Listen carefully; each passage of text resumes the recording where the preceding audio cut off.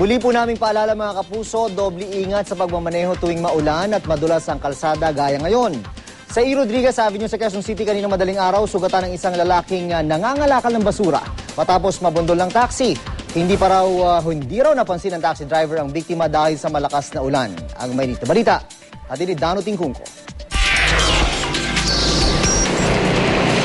Eksklusibong nakuna ng GMA News ang aktual na pagresponde ng mga taga-Red Cross sa lalaking ito na nabundol sa E. Rodriguez Avenue pasado alas 2 na madaling araw.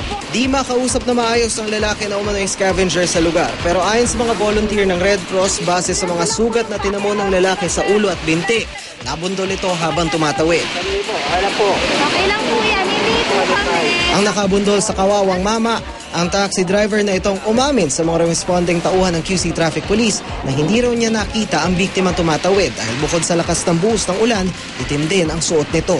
Sa may kalsada di ko naman napansin na may tao. May itim nga Maitim siya ang takbo, mga 45 lang. Biglang na lang nagulat, may lumagabog. Tumawid siya bigla Kasi ang napansin ko na siya, tumalsik na yung katawan niya, pero mukha niya nakatingin doon sa may... Hindi nakatingin dito, nakatingin doon Kaya di na kinaya na ng preno. Pero imbes na takbuhan, humingi na raw ng tulong ang driver sa malapit na restaurant para tumawag ng ambulansya. Di namin tinakbuhan, hinintuan pa namin para di namin para masubaybayan namin kung buhay pa siya o gumagalaw. May kaming tulong dito. Kung anong nakita nyo, ganun lang ang sitwasyon niya. Tapos, siyempre, tinitingnan ko kung gumihinga o gumagalaw Dinala na sa East Avenue Medical Center ang biktima. Sa kabila naman ng tulong ng driver sa nabundol niya, iimbestigahan pa rin daw siya ng QC Traffic Police kaugnay ng insidente.